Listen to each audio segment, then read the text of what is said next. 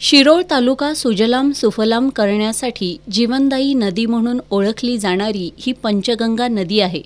यावर कदाचित तुमचा विश्वास बसणार नाही, मात्र जलपर्णींनी व्यापलेली हीच आहे पंचगंगा नदी। खेळाचं मैदान असावं असं या नदीचं पात्र झालंय। पंचगंगा नदी प्रदूषणाच्या मुद्द्यावर अनेक वेळा चर्चा झाल्या, आंदोलनं झाली, मात्र नदी प्रदूषणाचा प्रश्न जैसे थेच आहे। लोकप्रतिनिधी नदी प्रदूषणावर भरभरून बोलतात, नदी प्रदूषण थांबवण्याचं आश्वासन देतात, मात्र आत्तापर्यंत त्यांचं आश्वासन मृगजळच ठरलंय। दरवर्षी नदी प्रदूषणाचा प्रश्न निर्माण होतो, यंदाही अशीच परिस्थिती आहे।